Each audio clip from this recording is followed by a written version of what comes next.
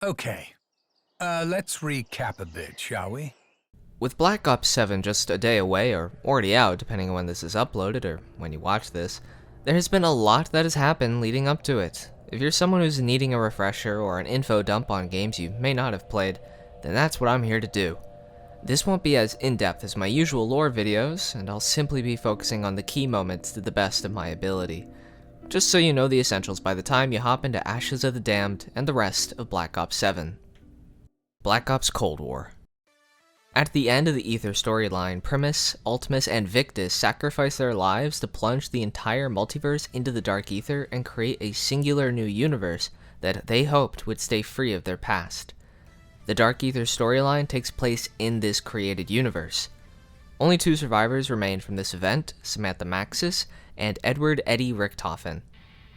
Entering this new universe, and back in World War II, a German research group known as Project Endstation was performing research into atomic weaponry. Doing an experiment with the site's particle accelerator accidentally tore into the fabric of reality and opened a rift to another dimension known as the Dark Aether. This research group would eventually collapse through their research, more specifically on the day they sent a task force into the Dark Aether that they hoped could one day bring glory back to the German people. They all perished immediately. Sometime after this moment, the Russian army discovered the remains of this research site and, after clearing it out, sent a lone soldier named Kazimir Zykov down into the bunker to shut down the cyclotron. All of his efforts provided no progress, so Zykov entered the Dark Aether and closed the rift on the other side, becoming trapped in the Dark Aether for the next 40 years, which translates to 400 years in the Dark Aether. During these 400 years, Zykov transformed into a large, terrifying, and powerful being that is called the Forsaken. He'd devour the dimension's gods and gain their powers, yearning to return home after witnessing humanity continue their petty struggles against one another long after the end of World War II. Jumping forward 40 years, we arrive in the 1980s. Ronald Reagan has announced the Strategic Defense Initiative, forcing the Soviet Union to try and come up with something to counter it. One of these attempts was Gorbachev appointing Lev Kravchenko in charge of Omega Group. This group performed a lot of activities in the 70s and was viewed mostly as a joke. However, one of the people employed in Omega Group, Alexandra Valentina, uncovered a VHS in the KGB archives that showed the Dark Aether dimension. Kravchenko was appointed on weaponizing this discovery, returning to the Project Endstation site in Poland. There, Valentina and Dr. William Peck reactivated the cyclotron and took whatever research and equipment was necessary. This reactivation caused dimensional breaches to begin occurring across the globe, resulting in the United States needing a response. Luckily for them, there was a man with a plan, proposing the creation of a special team that could study and weaponize things from the Dark Aether and close all the rifts.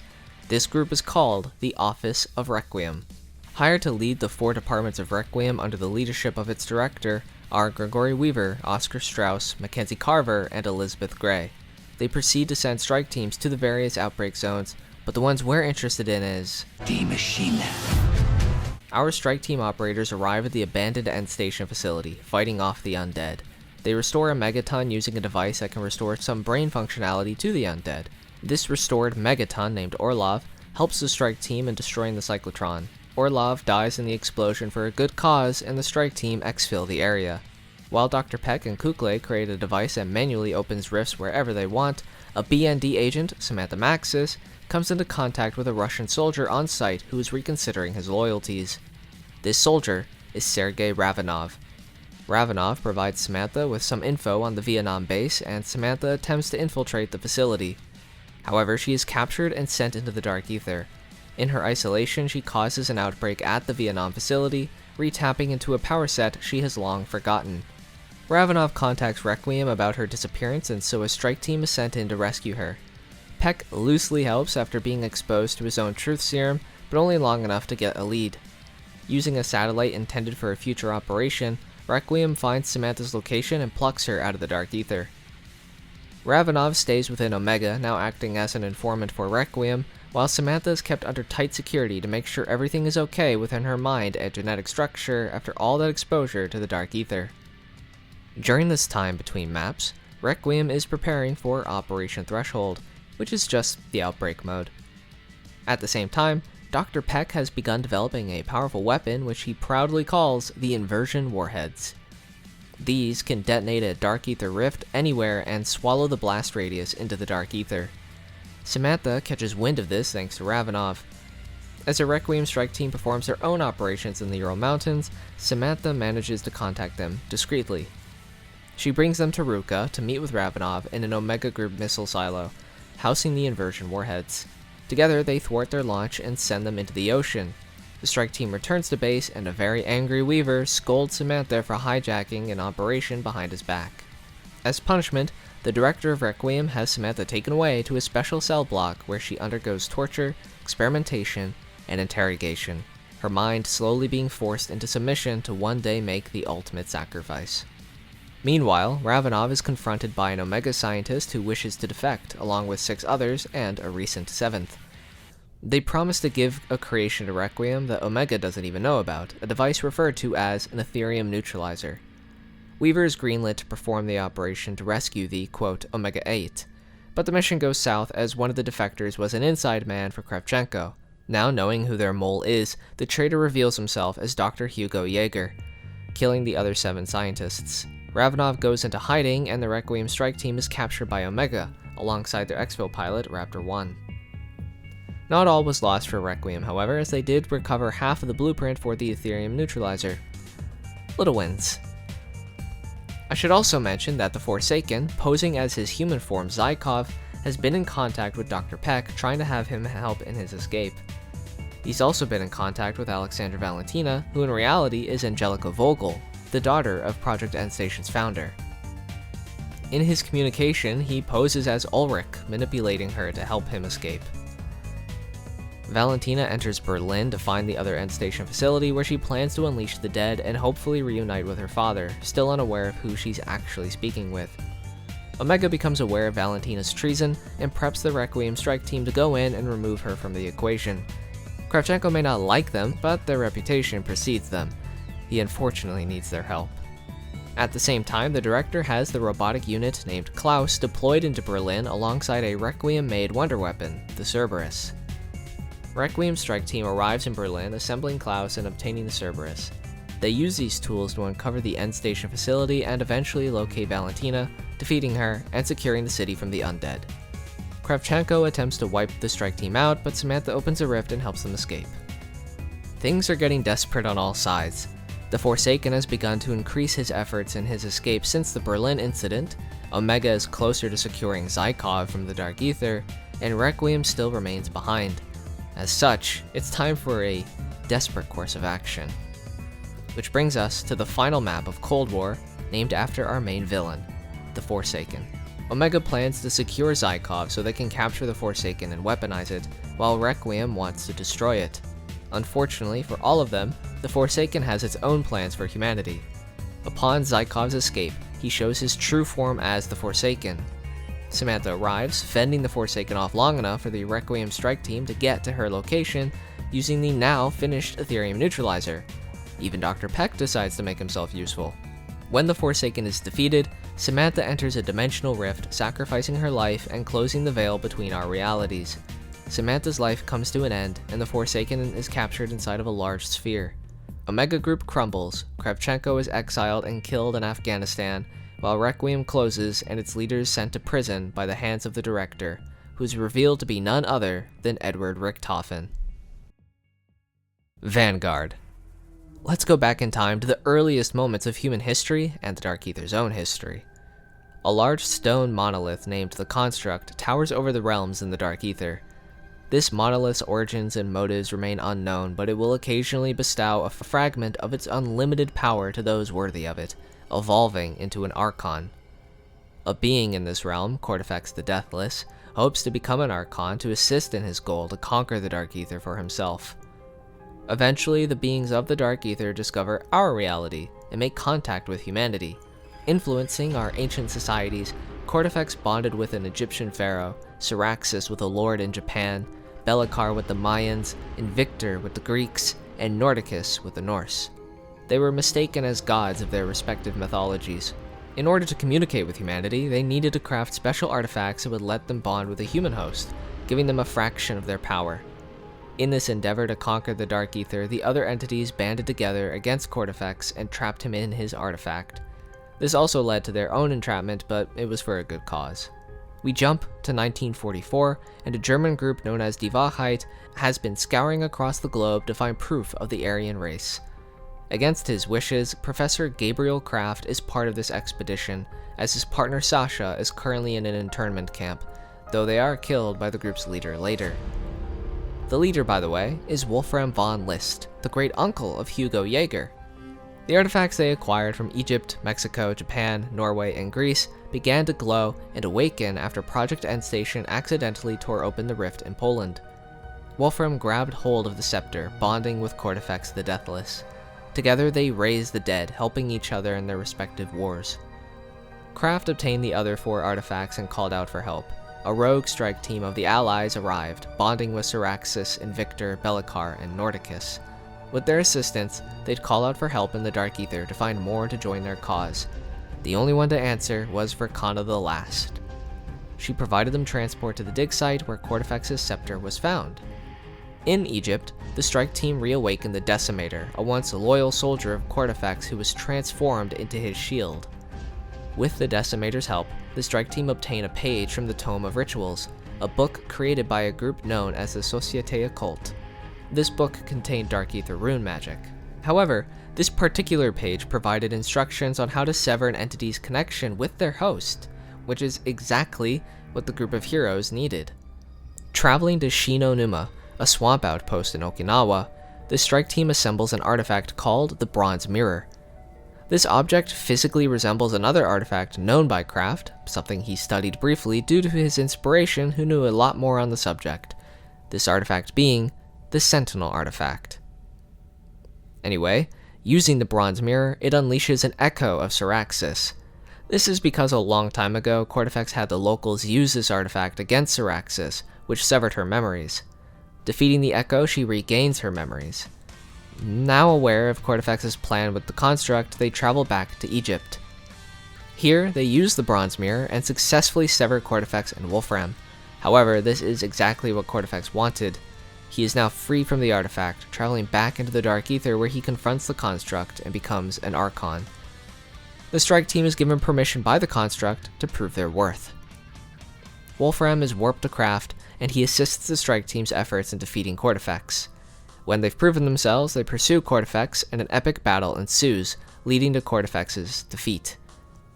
Following Kortifex's death, Wolfram is killed by Kraft after he learns of Sasha's fate. Kraft would remain trapped in this room for 3 more days until he finally breaks free and returns to Berlin to help with the rebuilding efforts. Modern Warfare 3. We start in 1993, where Ava is born. Her mother is Dr. Elizabeth Gray and Samantha Maxis. The how is because during the mid-1980s, Richthofen stole Samantha's eggs and combined its DNA with Gray, Carver, and Weaver. Gray found this and I suppose made herself pregnant with it, giving birth to Ava. By 1996, Gray had to leave Ava for unknown reasons, but she is left in the care of the Jansen family, while Sergei Ravenov watches from afar.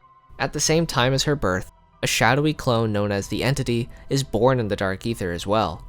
She will constantly yearn to reunite with her sister. Jumping forward to late 2019 and early 2020, a Russian ultranationalist named Viktor Zakhaev is defeated by Task Force 141, seemingly killed as he falls down a missile silo. Somehow surviving this, Zakhaev goes into hiding and somehow acquires highly classified documents on Requiem and Omega Group. He hires a PMC called Terminus Outcomes and uses their help, along with the documents they've acquired, to locate the last known remnants of Ethereum. Zakhaev also hires a now grown-up Ava Jansen. She doesn't realize she's working with the bad guys yet, though. Zakhaev and Terminus Outcomes leader Jack Fletcher head into a city in Urzikstan, finding the bunker where the corpses of Weaver, Gray, Carver, and Strauss reside. In this bunker, alongside them, are the last 2 vials of Ethereum. Before they can leave, the military police arrive. Zakhaev tosses one of the Ethereum vials, unleashing a deadly fog around the entire city, turning all of its inhabitants into ravenous undead beasts. Zakhaev and Fletcher escape with mining operations on the spreading Ethereum underway. Needing to respond to the situation, the US government reactivates Operation Deadbolt, a special response team founded sometime after Requiem's disbandment. Employed within the group is Johnny Soap McTavish of Task Force 141 and Sergei Ravenov, due to his own experiences with the undead in the 1980s and 90s. The group deploys several strike teams into the field, performing operations against Terminus outcomes and to contain the virus. During one of their operations, they uncover a series of ciphers left behind by a Terminus outcome scientist who wishes to defect, this scientist being Eva Jansen. Jansen provides them with research she had from Dr. Strauss. Using his research, they build an Ethereum neutralizer to hopefully contain the outbreak, but the experiment doesn't work as intended. It only neutralized a small area, but it still showed promise. They tried again on a larger scale, and though it still didn't work, they did face off against an ether worm. Eva came into contact with the entity, and the Dark Aether has now grown more aggressive. After this moment, Zakhaev leaves the plot. A Deadbolt strike team then enters the Dark Aether, uncovering items with no meaning to them, to the strike team anyway. In reality, these items play an important role in Ava's life. Speaking of, Ava begins to dig into the history of Requiem and its previous leaders, as well as Samantha Maxis. Sometime after, Fletcher enters the Dark Aether, and Deadbolt follows behind. Fletcher and his men end up trapped. Amazing job, fellas. Deadbolt assists, and the two of them put their differences aside for a brief moment, escorting to a rift that will let them leave, not without a little fight, of course. When they activate a rift, Fletcher destroys it as he exits. Ravenov and the Deadbolt strike team restore it, and then leave. Back at Requiem HQ, Ava finally pushes on Requiem, asking about their history. Ravenov chooses not to reveal the truth to her, not yet. Frustrated that she isn't getting the support she needs, Ava enters the city and the Dark Aether. Ravenov and Deadbolt chase after her, rescuing her from the clutches of the entity. Finally, Ravenov explains Ava's history to her, her connection with him, with Dr. Gray, Requiem, and Samantha. She's initially upset, but she does come around. It becomes clear that the entity is the one holding the dimensional rifts open, so if they want to bring an end to this outbreak, they need to eliminate the entity. Ravenov, Ava, and a Deadbolt strike team fight off against this entity, destroying her once and for all. In her final words, she warns Ava about a group known as the Shadowsmiths and how they are looking for her. Months later, Ava travels to Liberty Falls, digging into Project Janus. Ravenov calls to check in on her, urging her to leave when he learns where she is. But it is too late, as a shadowy figure appears in the mirror and grabs Ava's hand, dragging her in. Her fate is currently unknown. Black Ops 6. Time to go back in time again. We'll be jumping around a little bit. In 4100 BC, an Egyptian pharaoh was given something called the Shard of Tempest by Cortifex the Deathless. What this isn't known yet. Jumping forward 2,000 years, a tomb is constructed in the Principality of Avalon. This tomb acts as a nexus point into the Dark Aether, a small island that houses the Odin Sentinel artifact, which apparently is also a creation of Cortifex. What is a Sentinel artifact, you may ask? Well, Sentinel artifacts house a very powerful element known as Prima Materia, or First Matter. This matter was once said to be the building blocks of the universe and is capable of nearly anything. As such, the Sentinel artifact is a very desired and worshipped artifact. This tomb became a place of worship and sacrifice throughout several eras of civilization, which can be seen visually within the map itself. However, later in time, a Roman priest named Optatus would level this tomb and have a statue constructed in his image. The tomb was then left abandoned. Another jump forward in time, a castle and village are constructed following the spreading of an unknown illness. Arriving to this castle is Guy de Saint Michel, better known as the Owl. Alongside him is his 4 sons and a special amulet known as the Obscurus Altilium. This object is capable of unlocking access to the Dark Aether Nexus within the tomb mentioned prior. At this castle, the Owl had a stone golem created named the Guardian, which would keep the amulet embedded inside its chest for safekeeping. The Owl's 4 sons competed for their father's affection, but their fates aren't clear. Now, in 1770, Josiah Shem, an ex-member of the Order, has his loyal followers join him in claiming the hilltop of Liberty Falls for themselves, building a mansion at the top. This mansion became the place of their forbidden rituals for the Deathless One. However, during one of their rituals, it seems they came into contact with the wrong entity, instead communicating with the Great Voice. This action causes them to endure an agonizing death, while also shattering space-time. This even makes the mansion particularly important, as it now houses pocket realms known as liminal spaces, which is vital in the creation of prima materia. By the early 1900s, Alistair Rhodes, a historian and collector, hires his friend Archibald Forthington Smythe to enter the tomb in Avalon to find the Sentinel artifact. The expedition doesn't go very well, resulting in the deaths and zombification of the entire crew. We jump again to World War II. We're nearly to the game. Stay with me. Following the events of Vanguard, Gabriel Kraft, as I mentioned, traveled to Berlin to assist in the rebuilding efforts. Later in time, he decided to go and adopt a son to honor the wish he and Sasha once held. This led to him meeting a young, deeply troubled boy named Edward Richtofen. His memories were hazy, he was traumatized by his unknown past, but he was kind and supremely intelligent. Kraft adopted Richtofen, and together they moved to the US after the US government hired Kraft to assist in the development of MK-Ultra.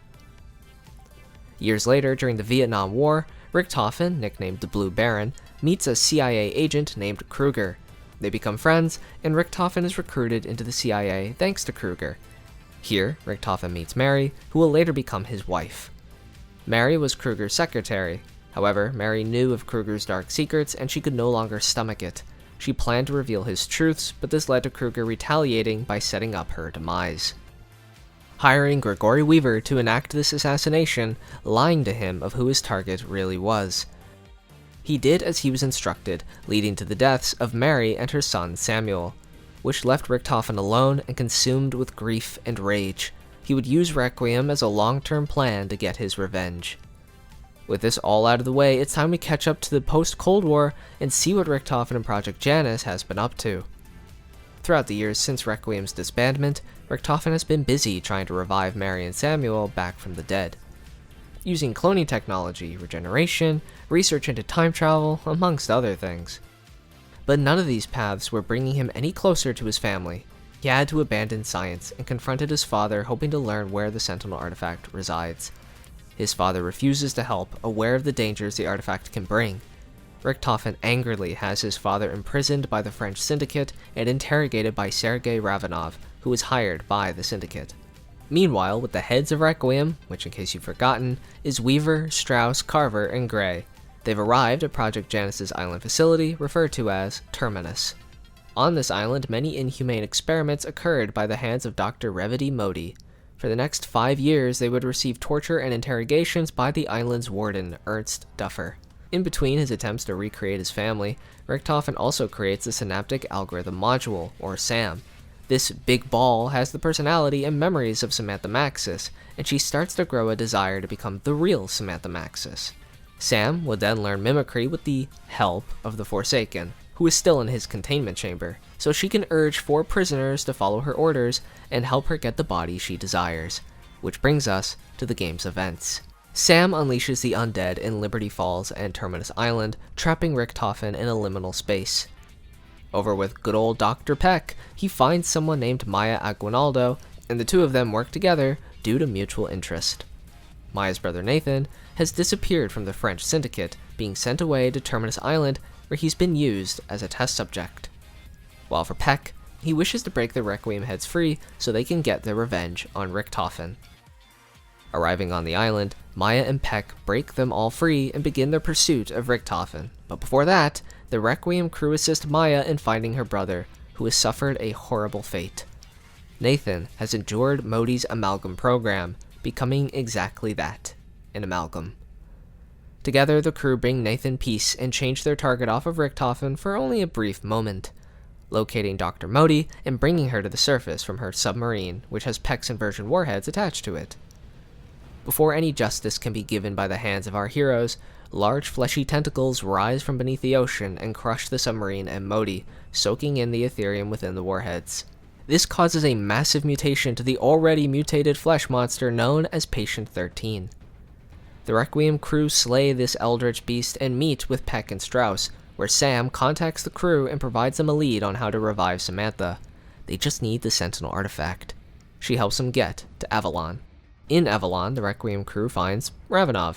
With Ravenov's help, they find Gabriel Kraft within the castle's dungeon, and then with his help, they solve the puzzles around the castle to unleash the Guardian and obtain the Obscurus Altilium. With the amulet in hand, the undead tear down Kraft's cell door and feast on his flesh. The crew arrive too late, but do get some final information before Kraft enters a permanent slumber. With his dying breath, he pleads to Weaver to not kill Richtofen, as he is his son. This revelation shakes Weaver to his core. Ravenov then leads our crew to the dig site nearby that Kraft mentioned, so they can finally obtain the Sentinel artifact. Coming from the amulet is the voice of Archibald, playing his expedition to the Requiem crew, allowing them to follow his footsteps, obtain the Staff of Ice, create a bridge across to the Sentinel artifact, and face off against its 9 waves of hell. They manage to survive its trial, finally having everything they need to bring back Samantha. Kind of. Turns out they need to fill it with prima materia now, and to do that, they will finally head to the mansion where Richtofen was last seen. But before we talk about that, I will briefly explain what happened alongside Terminus. While Weaver and the gang fought the undead on Terminus Island, an outbreak simultaneously occurred in the town of Liberty Falls. Security Chief John Blanchard led a Project Janus response team to contain the outbreak. A surviving scientist on site named Pericles Panos provided added assistance, although it turns out his mind has been influenced by an entity within the Dark Aether that has been referred to as the Great Voice. When the outbreak was contained, Panos betrayed the strike team and leached their life essence, transforming them into spectral beings. Panos leaves the Dark Aether and begins his journey to Janus Towers. Now let's get back to our main crew. They arrive in Liberty Falls, more specifically the mansion that Richtofen has been using for Project Janus research.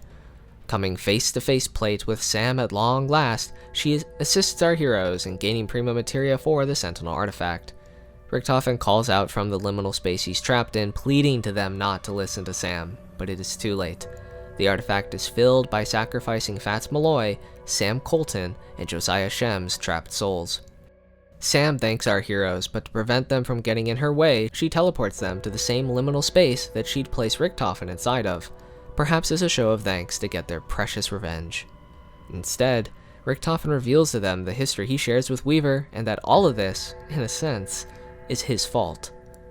They put their rage aside and join forces, escaping the liminal space and facing off against a resurrected T-Rex. Making sure the King of the Dinosaurs stays dead, the cast of heroes march forward to Janus Towers to re-obtain the Sentinel artifact and make a difficult choice. Help Richtofen revive his family, or help Sam obtain the body she desires. Alongside these two choices is the choice of who to betray and sacrifice. John Blanchard, the innocent and loyal chief of Project Janus Security, or Dr. Pericles Panos, a scientist who has lost his mind to become a servant to the Great Voice. I think this choice is a little more obvious. While the crew make their choices, they destroy the Forsaken once and for all after transferring his soul into an Uberklaus. With the Gorgafex wonder weapon now in hand, the crew make their choices on the fate of Blanchard or Panos. With one of them removed, it's time they make another choice. If they choose to help Richtofen, it leads to a battle against Sam, and if they choose to help Sam, then they fight against Richtofen. Defeating Sam allows Richtofen the regeneration of his lost family, while defeating Richtofen grants Sam the physical body she yearned for. As for our main crew, the Sentinel artifact sends them away into the Dark Aether, finding themselves back inside of the lobby of Janus Towers alongside 4 other individuals who come from 4 different realities. These 4 are Tank Dempsey, a soldier fighting the good fight in Vietnam, Nikolai Belinsky, exiled from his country and touring in Afghanistan, Takeo Misaki, who hails from 1500s feudal Japan as a lost Ronin, and Edward Richtofen, coming from a reality where Germany won the Second World War. The 8 of them are confronted by what I currently know as the Shadowsmith, but I've heard other names via leaks, which I will refrain from mentioning. The Shadowsmith leeches the souls from the 8 heroes, leaving them drained, their skin now a sickly pale white. He leaves them to fight the dead, and that is where Ashes of the Damned begins. That is the entirety of the Dark Aether storyline. Rushed, of course, as this is only the key moments. For more in-depth lore videos and storyline videos, I recommend checking out the description, as it will have every video I find to be important in regards to this video and the 4 games. Thank you so much for watching. Let's hope the season of Black Ops 7 can be a good one. If you enjoyed, then please consider subscribing and liking. It'd certainly help the channel grow and mean a lot to me. And a special shout out to my 2 members, being FeartheMilk and Enne. Thank you guys for supporting the channel. Truly means a lot to me.